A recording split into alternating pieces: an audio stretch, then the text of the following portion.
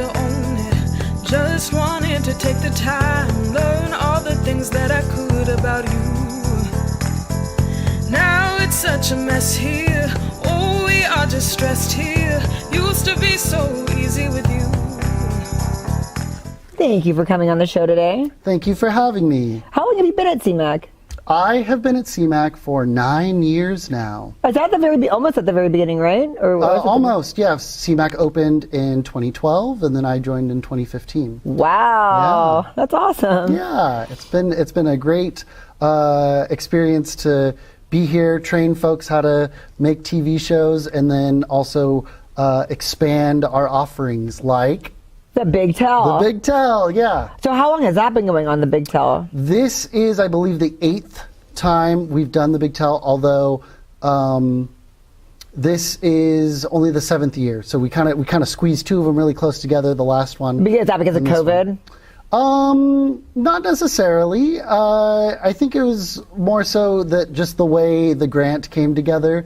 We needed to get everybody's films ready to go so that it fit within the grant period and we could get everybody the funding. But I guess I should explain what that was. Yeah, so explain to us how this all came about. Yeah, so it's a partnership with the Central Valley Community Foundation, the James B. McClatchy Foundation. You may recognize the McClatchy name as the owners of the Fresno Bee and the Sacramento Bee. They have a nonprofit foundation as well. ACTA. I forget exactly what their acronym stands for, but they're another foundation that helped fund this. And then a partnership with our friends across the street at Valley PBS. We brought together 13 filmmakers to make short films in the ballpark of the 5-minute timeline. I think they had to be under 5 minutes, 3 to 5 minutes.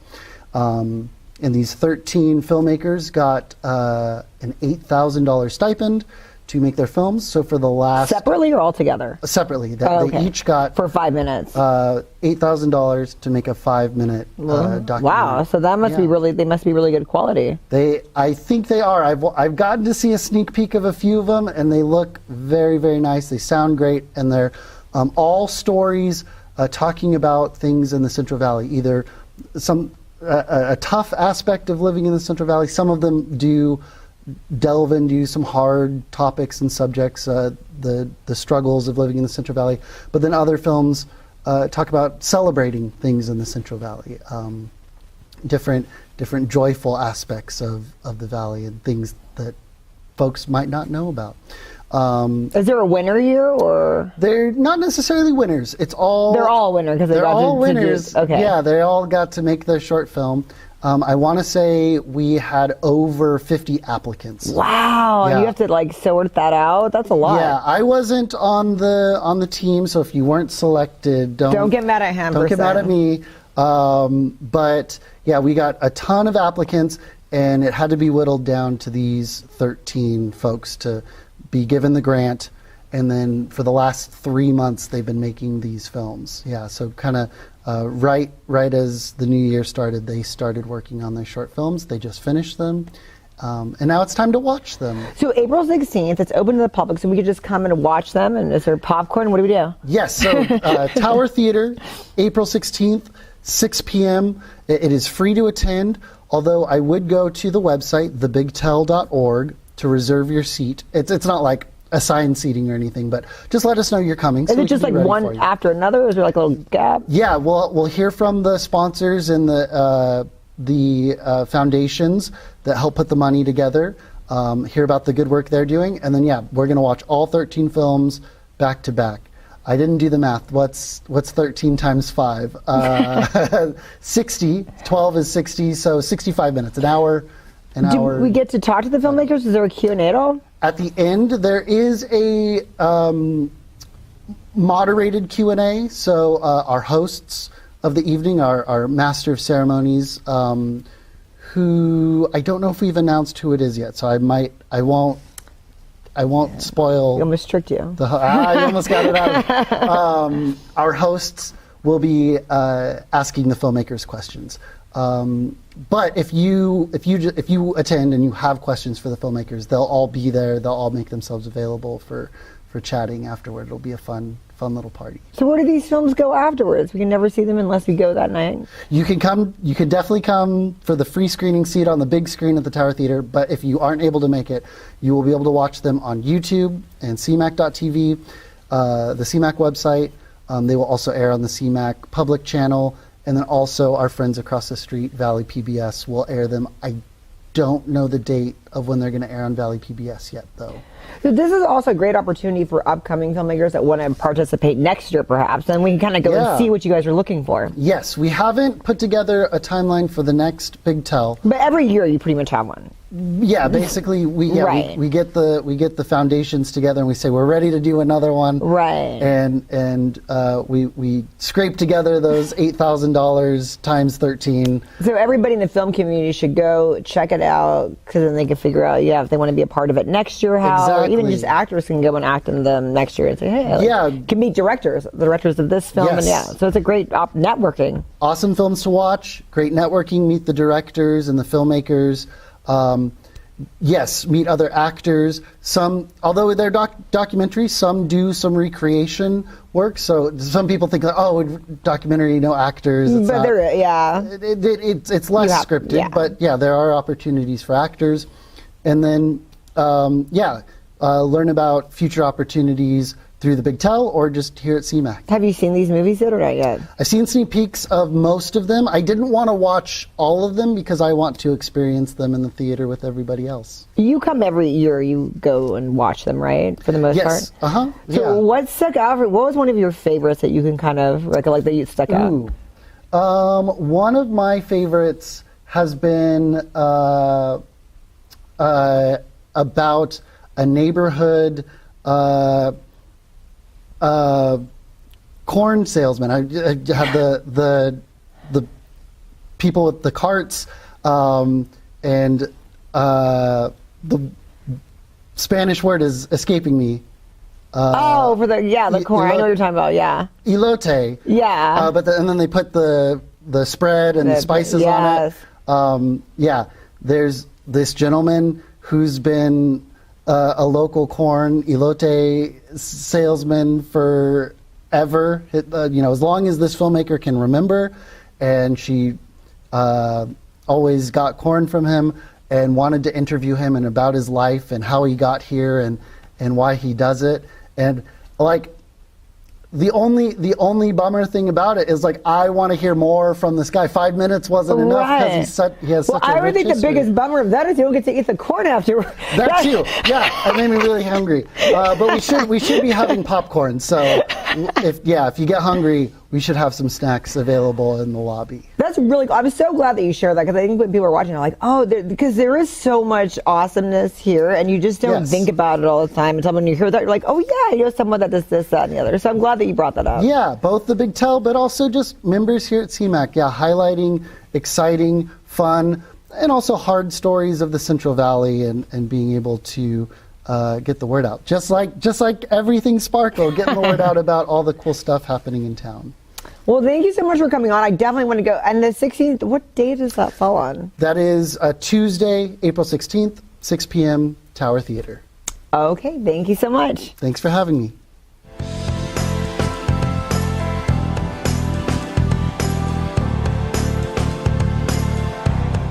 Thank you for coming on the show today. Hey, it's great to be here. So tell our viewers a little bit about yourself. Sure. My name's Nick Richardson. I born and raised here in Fresno. After high school, went to military college, commissioned in the Marine Corps, did about a decade active duty, and after that, I switched over to the reserves to give me a chance to move home and be closer to my family and take the next step with my fiance. And I realized that the 15 to 20,000 veterans in Fresno were about to lose the only voice they have in City Hall. And I decided that needed to be my next mission. So now I'm running for Fresno City Council for District 6, which is Northeast Fresno. So what was your political experience before then? None. In fact, I tried to stay out of politics as much as possible. When I was on active duty, just like a lot of famous generals and leaders in the past, I took it as a point of pride that I stayed clear of the politics of it. Our job is to be there to serve the government, to serve the will of the people, and not to take political sides, not to to kind of be on either side of that divide, but just to deliver when the mission called for it. And that's the way I stayed until I moved home. So then all of a sudden you're like, there needs to be a voice. I'm the voice. What makes you think you're the voice? Well, it kind of goes back to the last question in that I'm not moving home to get into politics, right? If you've ever worked in a restaurant or on a construction site or in a law firm, there are politics everywhere. Mm-hmm. Politics is people gossiping and creating drama and creating this nonsense in regard to other people. That's not what I'm here for. I'm here for government. I have been a government employee before.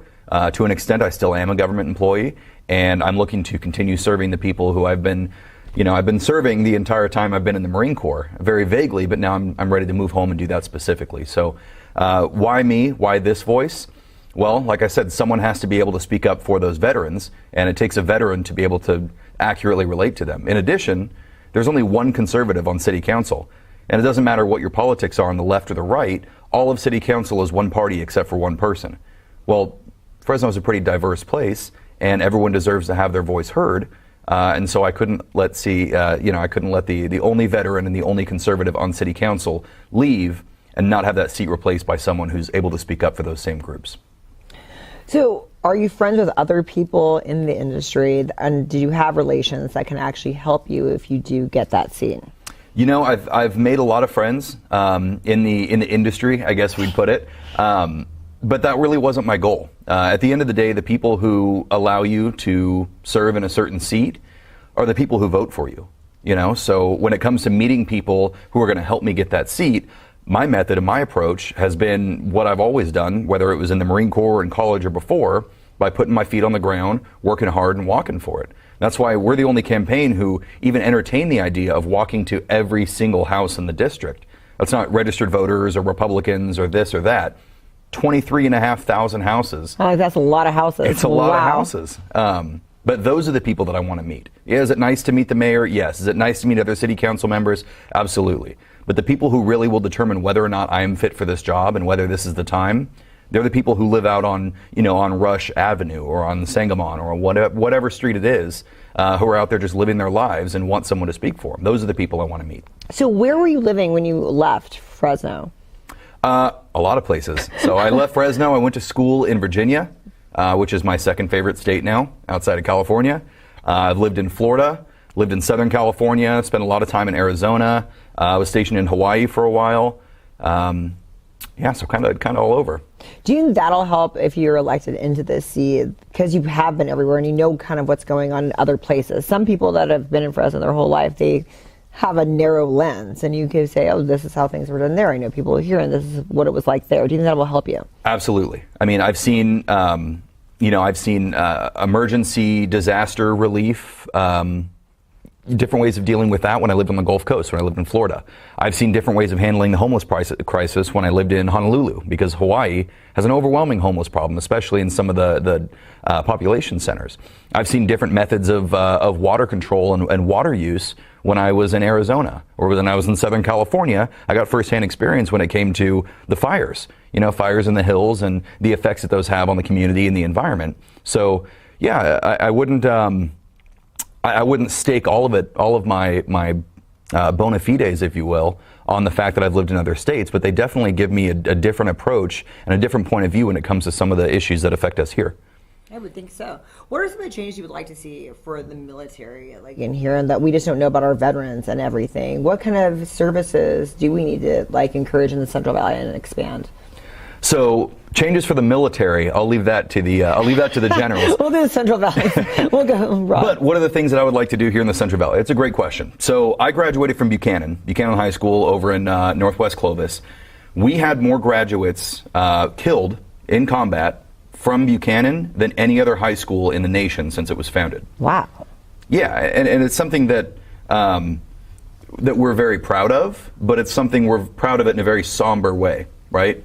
It means that those who continuously graduate from Buchanan and continue to put their life on the line, continue to sign that ultimate blank check to the nation, up to and including their life, it means a little bit more because we've seen the effects, right? We've seen the possibility that can happen. And those families and those individuals, those young men who lost their lives will, they will live on forever in the community, absolutely, for the heroes that they are. But that's where it starts. That's where the idea of service starts. It starts in kids. So some things that I would like to see in the area for, let's say, for veterans. One, on the front side, before they get into the military, I'd like to see an expansion of the junior ROTC programs. So there's a great junior ROTC program at Clovis East. I'd like to see that work its way into Fresno. I'd like to see one at Clovis West. I'd like to see one at Clovis North. I'd like to see that these kids be presented with a co-curricular activity that isn't just a sport, or it isn't just something like mock trial or chess club that the nerdy kids like I did in high school. But I'd like to see something that really gives them some foundational discipline, right? It teaches them attention to detail. It teaches them to respect authority. It teaches them to take pride in their appearance. I'd like to see an expansion of the JROTC programs. When it comes to Fresno State, I'd like to see more ROTC branches offered at Fresno State. I probably would have stayed in town and remained in town had I gone to Fresno State if they had had a Marine ROTC unit, which they didn't. Other things I'd like to see, so that's kind of high school, college, into service. They're not here most of the time. Those who are currently serving aren't here with us. But when they come back, what do I want to see? Well, there are a lot of things in the city and in the valley to help veterans get a job. All right, there are a lot of job fairs and employment services and grants and this and that they can get. However, if you're a veteran like me who comes home and wants to start your own business like I did, there aren't a lot of networking opportunities for those. So being that Fresno has the largest Veterans Day parade anywhere in the world, I'd love to see if we were able to attach a veteran-owned business expo every year to have every veteran-owned business that's registered between, I don't know, Bakersfield and Sacramento come here, come to the Central Valley. I would love that. That sounds like a great idea. Wouldn't that be so great? Yeah, to have them come here and find maybe new employees, maybe find a new place to open their business or a new place for a franchise. Maybe just network with each other to realize, hey, we have buddies who are operating in different parts of California who do the same thing as us. Maybe we can kind of share brains here a little bit. I'd love to see something like that happen. And then finally, another thing that I've personally been working on, and I won't open the kimono too much here, but it would be very nice for the children of our first responders, so our police and fire and sheriff, in addition to our veterans, be able to access school for their children for a cheaper price. Now, public school is free, but that doesn't mean that we couldn't get the private schools in the area. Say you specifically want more of a religious education or this or that for your kids at a discounted rate. And that can go all the way up through Fresno Pacific, which is a local private college. That's where I went. That could offer that as well. Hey, go Birds. But childcare isn't free. Now, I'd love to see a network, a coalition of childcare in the city, childcare providers, that come together and offer discounted rates for children of veterans, for children of first responders. I think that would be a service to them. It would be an incentive to stay here instead of moving outside of Fresno for their retirement. And ultimately, it would be relieving a load off their shoulders, knowing that they can apply themselves to whatever else the world's thrown in their way. So have you seen other communities have that? Is that what you're kind of like marketing that off of, a brand like that, where they were helping the first responders like that with the child care? Have you seen that work? I haven't. And I think it could be one thing where Fresno is really leading the way and really setting an example, especially for some of the other cities in California that have huge populations of veterans there. I haven't seen it anywhere else, and honestly, the idea came just from going and talking to first responders and going and talking to veterans and doing ride-alongs with the police. And shoot, I walked from Clovis Hills Church all the way to Chuck Chansey Park for a charity with the fire department. Wow, yeah, that's a long walk. I thought it was 3 miles when I signed up. It wasn't. But it gave me a lot of time to talk and realize what some of the issues really are, because I would never have known these things had I not gone out and asked them. So that's kind of a summary for what I see as my job on city council. My job is to just take the voices, take the concerns, the problems, and the issues that people face every day, and turn those into opportunities and take those voices to City Hall and let them really be heard. Oh, that's great. You have a lot of innovative ideas I have not heard done here yet. Yeah, well, that's the plan. The plan. They say you can't pick your battlefield. You never know where the fight's going to be, and sometimes the fight is, in the middle of a hearing at the water district meeting. Sometimes it's a community meeting where they're trying to put in a gas station on some locally owned property, and it's going to negatively affect the community. But you have to be ready. You have to be have an open mind. You have to be willing to talk to people, willing to listen, and that's really what leads to creative solutions for problems. I mentioned at the beginning that I'm a fiscal conservative, right? If there's a way that we can solve a problem and not have it cost anybody else extra money, I am there, I want to know what it is, and I want to be at the forefront of emplacing it. And I will walk across the city, I will hold the spear or hold the torch or whatever I need to make sure it gets done. But that's what people deserve. And if, as we're speaking about water, what are some of the concerns you've seen? Because you know how the water in the Central Valley, we have a crisis on our hands. Yeah, so water's really sticky. Not so much because it sits at the city level, but water is one of those things that kind of has overlapping districts. The county has a part in it. The water district has part of it. There are water conservation areas. And then at the end of the day, the state sets a lot of the quotas on where water needs to go. So it's not going to be up to the city of Fresno to cause the water crisis, but some of the issues that affect water that we end up seeing the results of here is a mandatory quota on how much water has to flow west out of the mountains, right past us under our nose, to go fill San Luis Reservoir, to go out to the San Francisco-Sacramento Delta, to go maintain the brackish level so that the Delta smelt, which they haven't found alive since 2018, can maintain their environment, which is also artificial. That's a huge problem. Depleting the aquifer is also a problem as well. There was the idea a few years ago by a lot of farmers to move to drip irrigation because in the short term it requires less water to irrigate. The only issue is there's drip irrigation and flood irrigation are the two main forms, right? Drip, exactly what it sounds like, feeds the plant exactly what it needs by a drip. Flood uses a lot more water but covers the ground.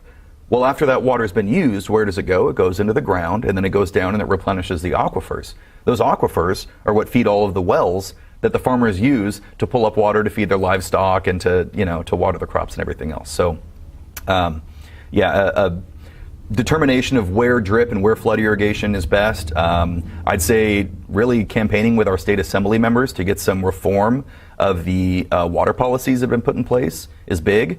If we can underground a lot of our water, we can, maintain our canals. The Bryant Kern Canal, there's a water processing plant right by where I grew up, right by my house. Before it was there, we used to go, throw rocks in the field and go, ride our rollerblades up and down the canal when it was dry.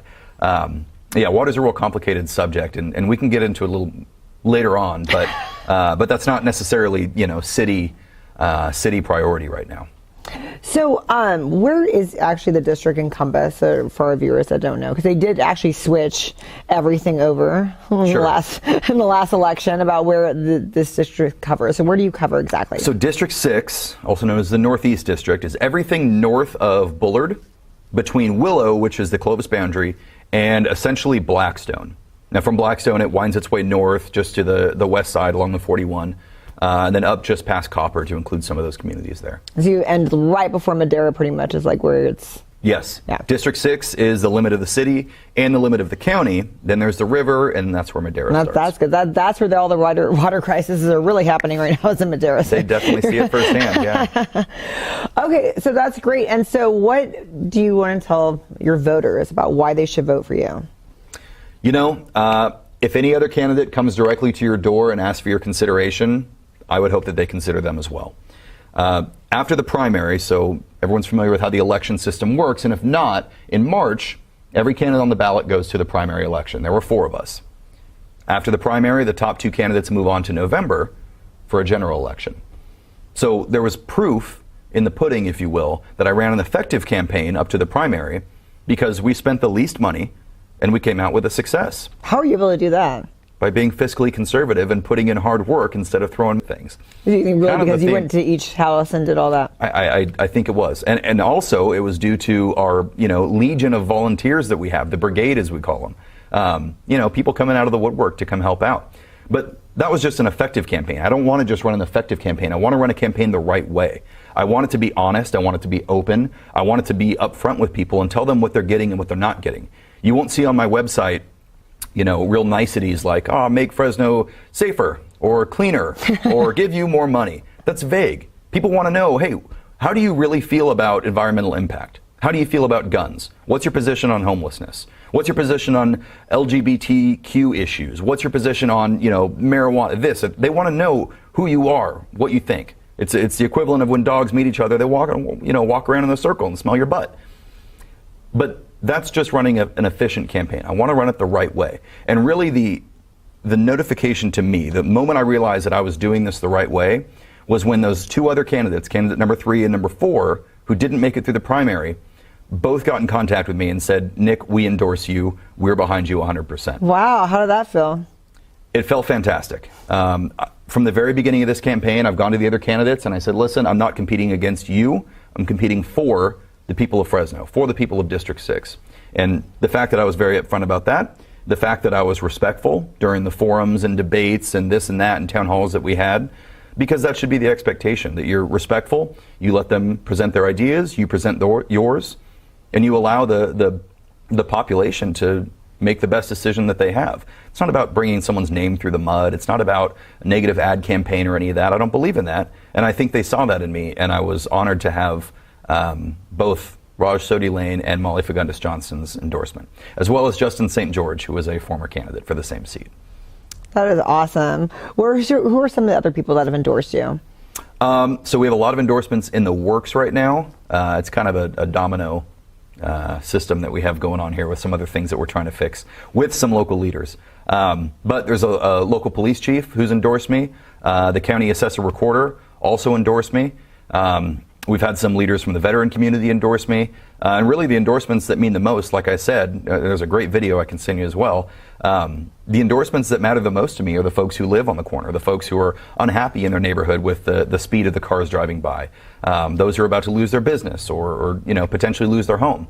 Those are the endorsements I want, and it was clear in the primary that we got enough of those, and I'm hoping that we can continue this level of work, step it up just a little bit, and get that a sufficient number of endorsements in the form of votes in November. Well, thank you so much for coming on the show. Where can we look for everything and follow you so we could keep track of your campaign and your speaking engagements as well? Sure. So the social media has been a great tool for us. You can find us on Instagram at Nick's Got My Six for District 6. It's the Love number that. 6. If you look on Facebook, Nick Richardson for District 6 is where you can find us. Or you can just visit our website at nicksgotmysix.com. And I tell everybody, feel free to give me a call yourself if you'd like. I'm at 559-295-2850. I'll be happy to take your call, and you can tell me anything from I'm handsome to I'm a butthead and anything in between, and I'll listen. Thank you so much for coming on my show today. Absolutely, Sparkle. Thanks for having me.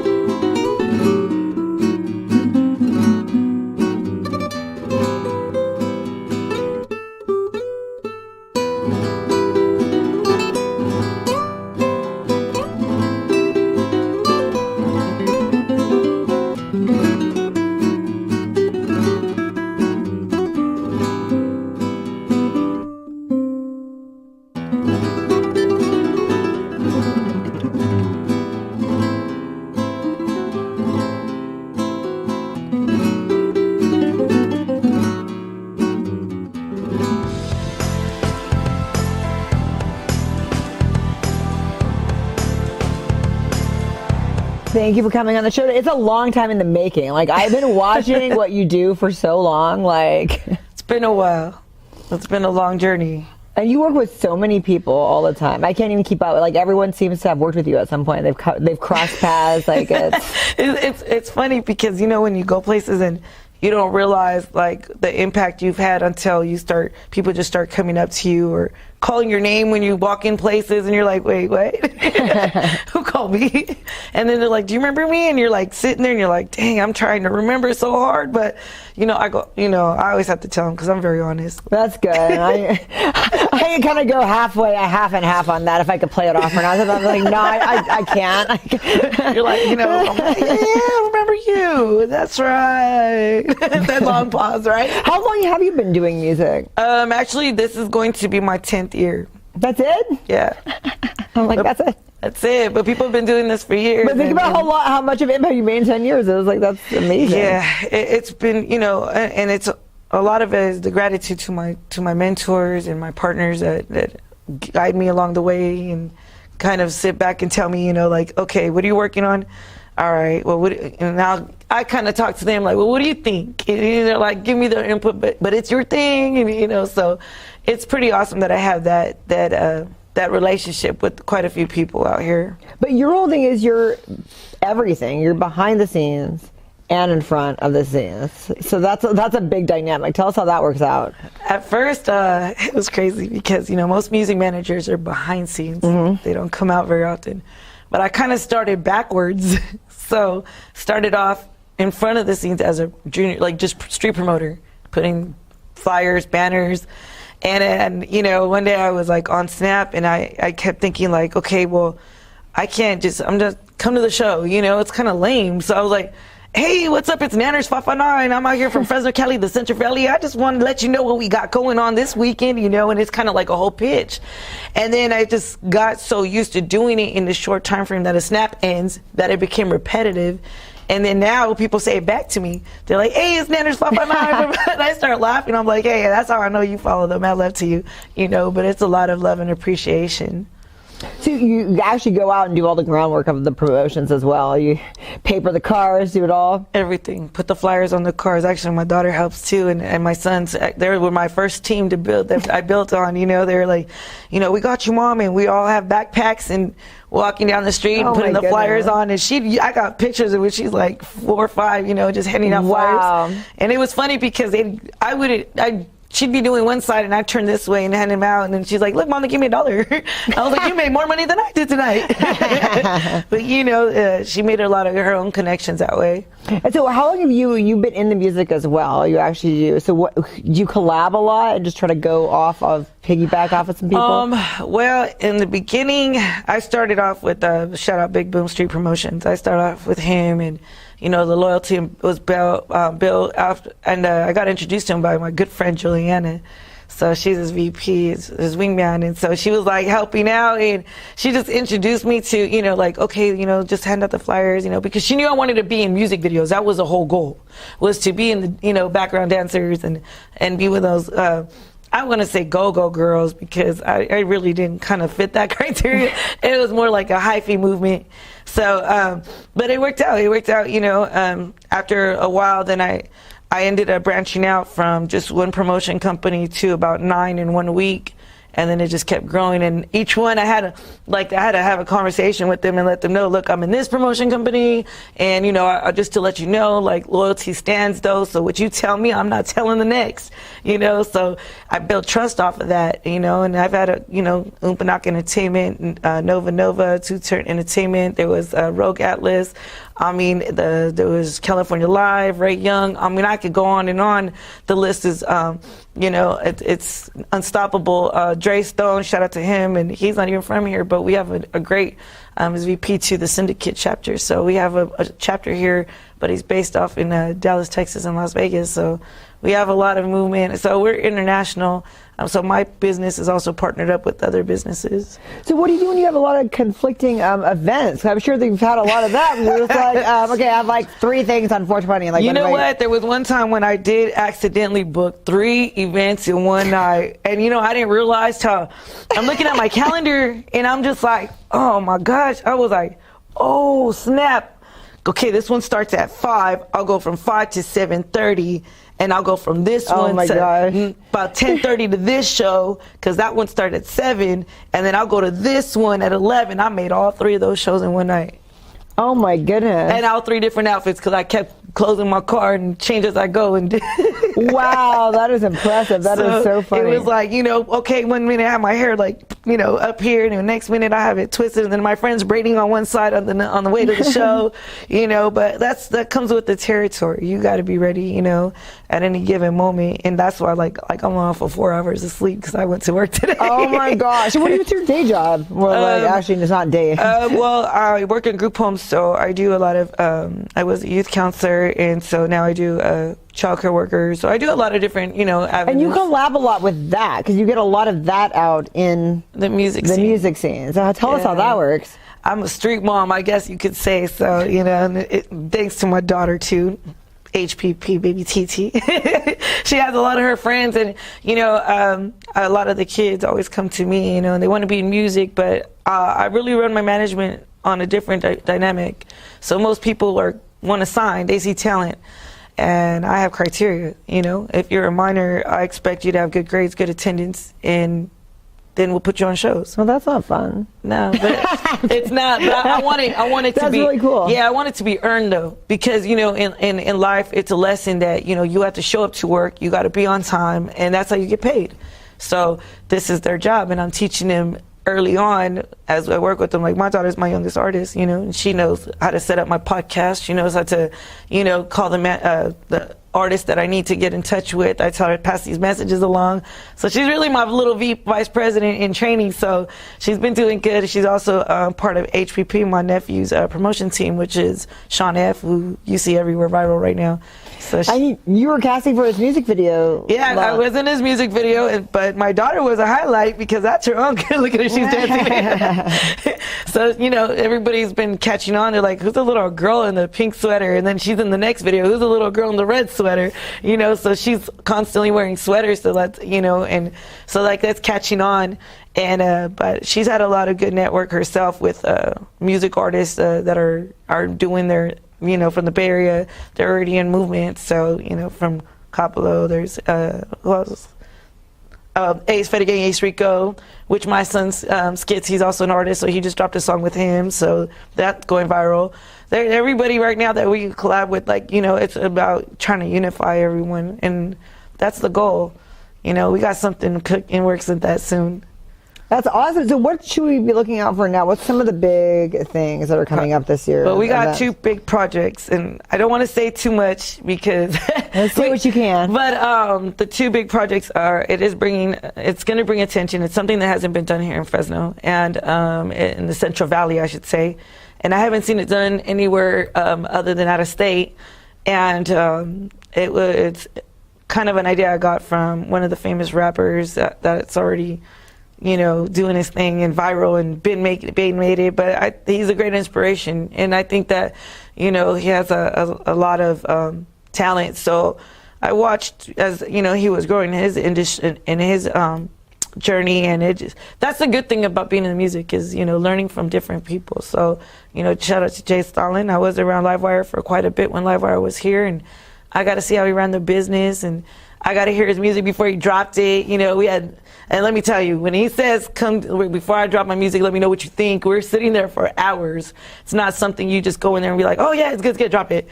We were in there on repeat play each track for probably a good maybe 4 or 5 hours. Yeah, that makes sense. Repeat. Yeah, so we were, constantly doing that. So the next project I have, though, so a little bit about why is that project so unique? That hasn't been done in Central Valley. Can you it's going to bring a lot of people together. Not only is it going to bring it together, it's going to bring a different type of energy. More verbal to bring peace out here as well. Not so much tone down the violence. So it's going to be something that they can utilize in a different demeanor. So that's all you can give me. Oh, girl, come on. I can't give you too much. Okay, what about the second one? But the second one, we're going to launch at the end of May. It's going to be great. It's featuring a lot of different dynamics from the music industry, which will include, which is me, my good sis Niche, who's out. Shout out to her because she's moving. If you haven't seen her, she's one of the top female Central Valley artists and growing. She's been in the Bay and everything. So we collaborate on ideas, and shout out Dre Stone, and we're making a project with a lot of it's going to be included here. The artists, producers, engineers. Just a lot of information for other people, almost like a directory, I guess you want to say. But I can't give too much because then, people run off with ideas. And, oh, that's true. Okay. Yeah. So that's the problem that, like a lot of times. That is very true. Yeah. Because that's happened to me quite a few times. I can only imagine. Yeah, I understand that. Even as you can see, like I come out with my own merch. Like, I wanted to bring back more of the 90s style. So, it was more like big clothes, sweats, and more like Aaliyah. So I like the sweats. I like the. I love the shoes. Know, I came out with, I like big different shoes, and for a lot of, even when I first started as a promoter, I always get told, "Oh, you look like Lady Gaga." I'm like, really?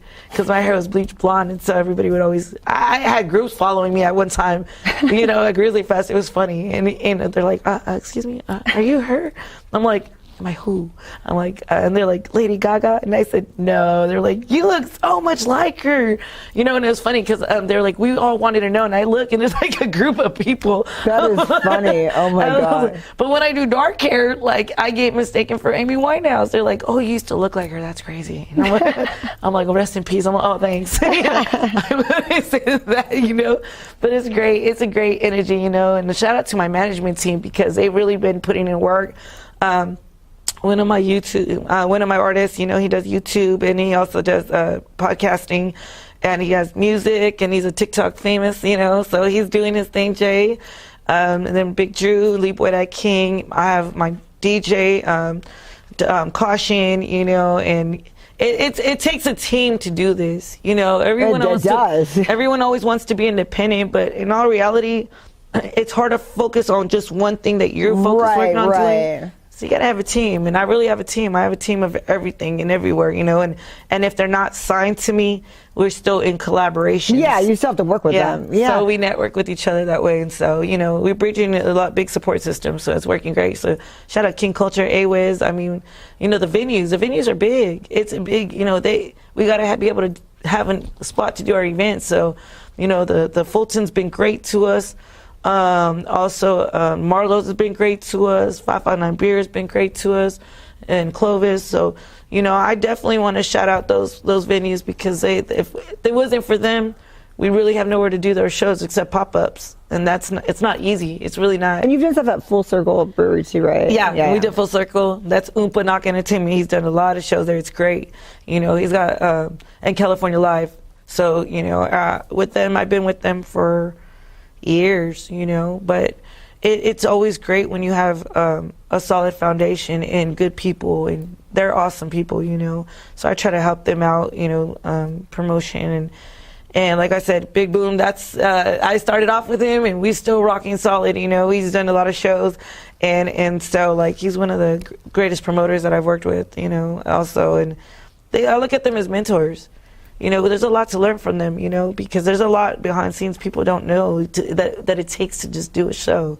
They think you just show up. Oh, gosh. You just show up and you're on, and it doesn't work that way. You have to do things ahead of time for the venue, security, food, snacks, beverages, Everyone has to have licenses, all that stuff. Yes. So how'd you go with, what was the name 559ers? I wonder the backstory on that. Come on, the 559?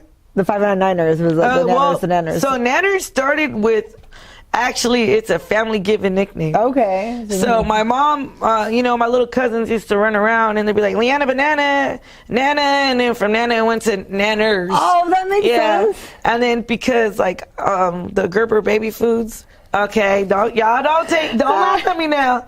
I still eat them. So, I like the banana Gerber foods. I'll throw in my purse as a snack. It's just blended banana, the way I see it. But I mean, it's healthy. Why not? Yeah, so, I have some in my fridge, and everybody's like, who's got a baby? And I'm like, don't touch my baby food. They're like, that's yours? I'm like, yeah, that's mine. So funny.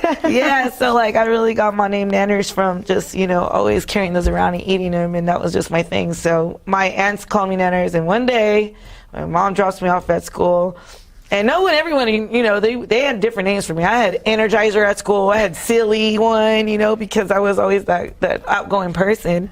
But then I go in, and I dropped it off, and I'm walking away, and moms, they got us in there.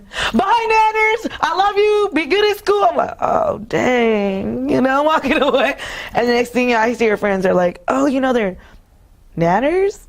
Oh, it's Nanners. So after that, it was over. It just spread like wildfire. I love that. I knew there was going to be a good story behind that. Yeah, so it just stuck, and then, as I got older, I would know the difference, though, my close friends, they call me Nanners.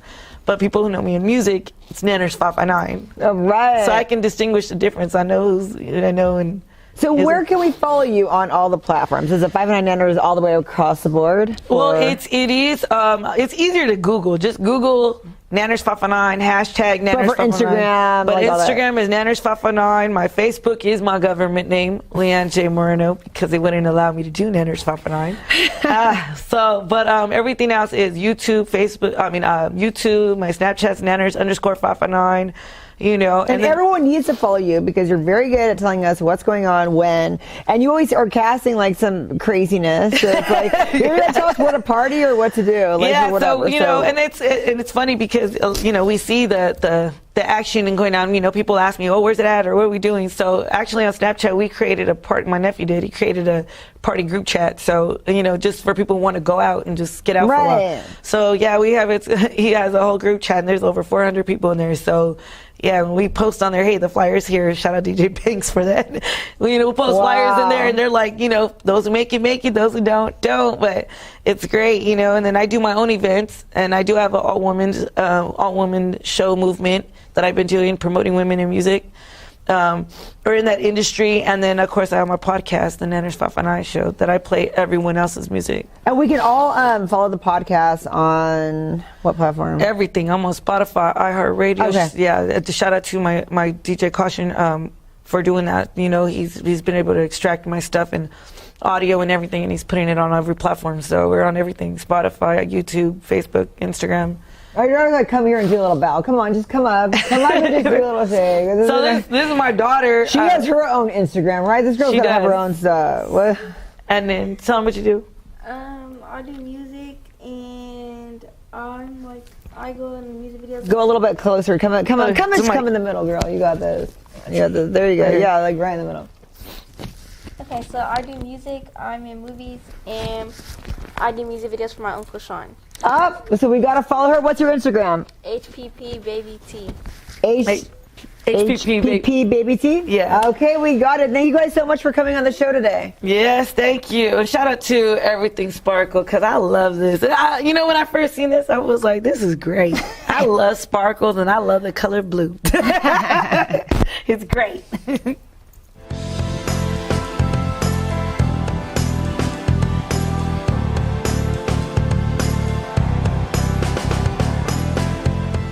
Madness Shop. This is awesome, Vinny. Tell us about it. Can you give me a little tour? Sure, yeah. So we opened about 4 months ago, and it's called Madness Thrift, and we're actually the first steampunk themed thrift store around, really.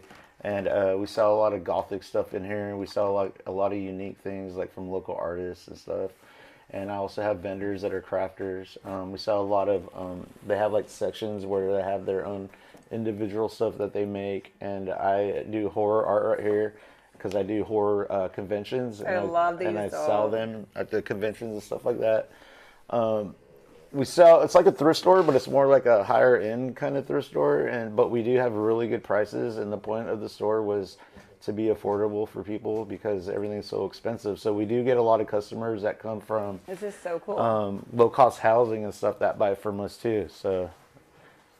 So it's been I working love the out pretty artwork. good. So I know you made those. What about like this stuff over here? Who made that? Yeah, so that's from another Fresno artist.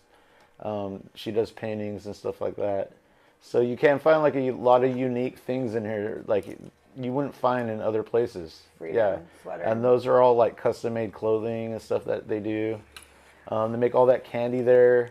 We also do like art hop events. So every art hop, it's always pumped for art hop. yeah, so every art hop, we're gonna have Bobby Salazar's food truck out here, and then we're gonna have a local DJ. He comes out here and he plays right out front. And we have a bunch of vendors that are out here that I rent booths to, that are pretty cool. And then on cruise night, we also do cruise nights here. So when everybody's cruising, I'm open, and then I have DJs outside and stuff like that, and we have like a little party here. It's pretty fun. Right on. And what are your hours? And that's open to the public. And the hours are from 11 to 5:30 during the week and 11 to 6 on the weekends. Wow, this is super cool. Who made a lot of these jackets? Are they all different? That's from a vendor that I have from in here, and she does all those right there. She makes those pants, those jackets. There's even baby clothes. Wow. Yeah, we have baby clothes. And a crib. So we have if men's anybody's clothes. expecting. Yeah, we have men's clothes. We have jewelry. We have rave stuff. We have light up stuff. Like I said, gothic This things. is super eclectic. And Wow. all the shelves in here Look at were this Harley Davidson jug. yeah. Where do you get all these lamps from? I would do a lot of hunting. I made that lamp right there. I was gonna ask you. That looks Yeah. like one of your originals. That's a Mad Max lamp Wow. from Wasteland. Mm-hmm. Man, we what's sell- this? This looks really cool. We This sell is- goggles. Is this for drink out of? Did you make this? I made that too. Yeah, it's a steampunk I water. love that. And like I said, we have a lot of unique things here you can't find anywhere This else. is unique art. I like it. Mm-hmm. Wow. Yeah, it's fun. And this lamp is really cool. You made this like comic book lamp. Yeah, and we do a lot of stuff like that. I You like said to bring... this charges your phone too? Uh-huh. And it's only $20. I mean, how Yeah. do you get like a charger or like a multi-purpose? Right? I love this. So we have really good prices here too. So we're very affordable, and that's why I do so good here. Don't go baking my heart. Yeah, You- so we're gonna Pez have... dispensers, man, what a blast from the past. So do you we're have any gonna Pogs, Vinny? What's that? Pogs? I don't right now, but we get new stuff. That's another thing about the store. We get new stuff all the time. Every time you come, there's something different. Because, yeah, Pez, that's pretty cool. This is really, wow, like, how much is this desk thingy? That's an antique coffee table, and I think she wants like 150 for it. But like all the furniture we have in here is all real antiques. It sucks as if once someone buys it, you have to find another one to put all the stuff on. That's a good problem. That's a good problem. This is really nice. I love it. Yeah, look at we have that chair in the window that's for sale. All that stuff's for sale over there, and all the Wow, furniture. pretty much everything you see is for sale. What Yeah, about the mirror? everything you What see about is- this? What's that? This whole wooden, That mirror? yeah, That mirror is not for sale. I was going to say. That was part of what my friend did in here. He did a lot of custom work. And in this is building. nice. This is all freshly building in painted. here. You want to come over here and look at this because this is everything's freshly painted and it looks really nice. And then what about all these military outfits? Yeah, so it's pretty cool because I like collecting military stuff. I like history. It's all So right I here. sell a lot of that. Those are real authentic Marine jackets right there. And so is that Navy hat that's over there too. So And this is also good for we were just talking today too earlier. Well, we do a lot of filming here and themed filming. So if Mm-hmm. someone's going to do and they need these outfits, because I don't know anywhere else in town you can get those. yeah. So if they're going to do some reenactment stuff, this is a great place to come if you're going to do some filming and stuff. Yeah, exactly. And if you like a military collector like me and you like finding war items and stuff like that, I have them in here. How much is Chucky? That Chucky right there is $500. That's the original Chucky. It comes with the box. The original Chucky? Uh-huh. Wow. He's actually not even for sale, but he's worth $500. Yeah. But I do have people come in that want to buy him. He's in the window right there. He brings in a lot of customers. He does his job. And all the military stuff and this lovely. This is so cool. I Yeah, love we all sell that. hats and shoes and boots and What all about kinds the of stuff. octopus? Did you see all the cool shoes that we have over there? I have. What about? Yeah, Look how nice those shoes are. We have a lot of nice shoes, and they're only like $12 for shoes, $15. wow, even costumes and everything. Mm-hmm. I love. What about this mirror? Is this mirror for sale? None of those are all displays. Man, I'm trying to always buy something that's not. But this is so nice. So you guys came in and put all this wood up here together, right? Didn't you and Carrie do that? Yeah, me and my friend Carrie built everything. That is so impressive. He put all that together. Wow, how And long did then that take you guys to do We that? finished this place in like 3 weeks. Wow, it was day and night, right? Yep. We painted the whole building, everything. And this is actually a pretty good location next to the Hound Building. I'm surprised more people in Fresno don't open places down here because there's a lot of opportunity here, and it's always busy. The weekends are the busiest, of So course. for what most were some of the businesses and stuff, challenges but it's that pretty came? busy. The challenges? Yeah, like I mean, Just getting used to having to work every second. That's probably like the biggest challenge. You know, I didn't have a store for about 5 years, and then I opened this store. My last store was like 5 years ago. So it's just getting back into the routine of doing it and being open every day and stuff like that. But it is pretty awesome because I get to meet a lot of cool people here in Fresno. So. And everybody knows you have the rave guy. So is it kind of interesting when you tell people, well, I have a thrift shop. I do sell some rave stuff, but I also have to sell. It's funny because I really don't talk about the raves that much in here. Like I do have flyers though for like all the events and stuff like that. But like maybe like the younger people, I'll talk to them about it. But I really don't talk about the raves as much in here. Even though you do sell some of the rave. Yeah, stuff, my which rave is cool. stuff is like a whole separate business in here, basically. Yeah, but it's close I to still one stop. sell- Yeah, it's a one-stop shop. Yeah. You can still, there's Like really I have kind my of light something up for everybody. glasses. Yeah, I'm the only place you can buy those light up glasses and stuff like that. And like I said, I sell like the goggles and And these cards are only $1. Are these all baseball cards? What are these? those are all football cards. Yeah, we sell Pokemon cards and football cards, and Nice. we sell like collectible toys, video games. We sell a lot of stuff here. So rings. Soon I'm gonna have like real silver here for sale. What is it like on Art Hop Night? Because there's a lot of different like businesses open. Is it like the vibe? What's the vibe like? The vibe is pretty awesome. Like, there's literally hundreds of people that are walking right here. Like, And then you get the people that don't even live out here that just are here for yeah, a Art lot Hop. of people come from like all over the area to go to Art Hop because Right. you know it's something fun to do, and there's a lot of good food trucks and there's a lot of good food. So it's pretty awesome. It's a good time. Like, it's definitely worth it. Where do you find all this steampunk? So what made you decide to have that theme? Oh well, because my houseboat is steampunk. So that's why So you I wanted just to keep the designed my theme. store just like my boat. So. So it's pretty awesome though. Like we are the only steampunk thrift store around. Like there isn't anything like Madness Thrift. So especially with like gothic stuff. So we're basically like a hot topic thrift store basically. Yeah, basically. Mm-hmm. And then if somebody wants to get a gift certificate, do you offer that? Yeah, I do. I can sell you a gift certificate and make you one. That's pretty cool. That's a good gift idea too. Oh yeah, and like I said, we get new stuff all the time. So every time you come, there's something different.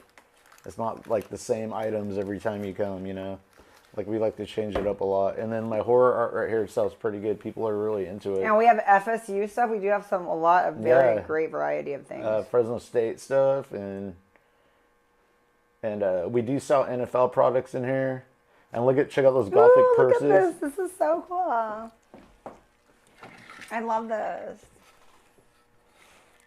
Yeah, so we do sell like a lot of NFL stuff too. Oh, these gothic purses are really cool. Yeah, those are cool. Look at those ones that are like caskets. Is there anything like that you're looking for, like as far as like a vendor, like someone that you want to collab with? What kind of collab? You have a lot of people that you already collab with. Mm-hmm. But maybe like somebody with any. Right now, I'm kind of looking for somebody that sells like tumblers and stuff like that. If they want. Oh, there's so many people in town. Yeah. So I'm looking for somebody like that. Those sell pretty good here. There's certain items that sells like really well in here, and surprising NFL stuff is one of them. Well, right on, and all the backpacks too. That's really cool. Yeah, we sell like light up masks year round. So, and we have like horror movie socks over here. Did you see those? Those are What? pretty cool. No! Yeah. Oh my gosh! Look See, at you can spend some time in here, man. That's what I'm saying. How Like, does this get past it? I love that. Oh my gosh! look at Michael Myers socks, These Chucky are- socks. Wow, that's a hit. And all those are handmade. Like all my stuff's all custom made and stuff. So you're not gonna find it And anywhere the else. jewelry. Wow, this is really Yeah. cool. Man, No. just when you think you're done looking at stuff, you're not done. Yeah, check out that Frankenstein painting. It's real cool. Look at that one right there. Oh. Yep, and the same painter did the one up there with the skull. Oh, and then I like all of these little things. These always make the best gift. These like Oh yeah, we homie, got like Daddy little here signs. comes and here. we Right, sell here pins comes to a lot Bride. of business people around here, stuff like that. So it's pretty cool, you know. And then sometimes I buy things too, and I resell them in here. So I'm open to people bringing stuff in. Oh, even magnifying mirror. There's like, you are a one-stop shop. What about CDs? Do you sell CDs, Vinny? I don't have any right now, but yeah, I'm gonna start selling. Because I CDs. see that you sell on DVDs. I do have DVDs, yeah. So I am going to be bringing in some CDs and records pretty soon too. I did have records in the beginning, but we did sell them already. Oh my goodness, you sold out of a lot of stuff. Mm-hmm. Night shift workers sleeping. Do not knock around. These are so cool. The VIP Right? lounge. Well, I am very impressed, Vinny. So, who is this little guy? And that's Mad Max. That's the store manager. Nothing gets by this one. He's the greeter. Oh so- my gosh, you even have a basketball purse? Yep. Did you see the lip one too? That one was pretty cool. A pineapple. I love this. Wow, we can spend all day in here. And Right. I am really surprised at how fair the prices are. Oh, we got really good prices. Because like here. all these like lamps, all these like really antique things are only like $40, and it's like I could see them. Oh yeah, if you go to Target and get a lamp that size. Yeah, you can't they're get gonna any be like this for $80 $40 for the. Yeah, I'm really impressed. And that's why we do so well here, though, because a lot of low-cost people come in here that live in low-cost housings around here, and they can afford to buy something. So that's what's good Nice. about it, you know, because everything's so expensive nowadays. You know, now it's cool that they have a place, and it's nice in here too. It's not like ghetto, so they can come in here and pay a cheaper price and be in a nice atmosphere.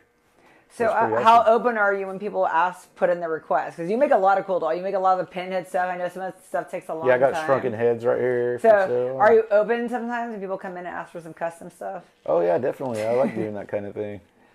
But Is this a pinhead you'll sell? I know the last pinhead you said you That- weren't selling. I did sell the last pinhead. You though. sold that one? Yeah. That one is the female pinhead from the new Netflix movie. I love that. I actually kind of like that more And than the then one you sold. That's my Jason female version of Jason, but a female Jason. I love that. Wow. Well, I know the last one you were holding on to because that took you like a long time to make, Yeah, right? yeah. And then that's like the baby exorcist right there. People love the horror art, like even though it's not like October or anything. I still get a lot of people that love that Yeah, stuff. that stuff's But you're not everywhere. going to walk into a store and see stuff like this. That's the thing. Like it's original art, you know, and it matches for downtown because that's why I bring a lot of local artists here because I like to support the local artists. So. And this is a great place to like have a music video too. Oh yeah, definitely. It's pretty awesome. That's awesome. Well, thank you for letting us come and hang out. We're gonna have to come and hang out for Art Hop. And Yeah, for sure. You're gonna check it out and then do some recordings then. It's gonna be pretty awesome. Sounds good. And then even Jerry Dyer came here. Did he buy anything? Yeah, he bought some dog treats. That's awesome. Thank you so much, Vinny. Yep. Felt right in the morning, felt right in the summertime. It felt right drinking cherry wine with you. Just wanted to own it, just wanted to take the time, learn all the things that I could about you. Now it's such a mess here, oh we are just stressed here. Used to be so easy with you. Now I must confess here, oh I must confess dear, don't think I'm in love with you. Winter is coming and I don't know what to do, and there's no more use in running.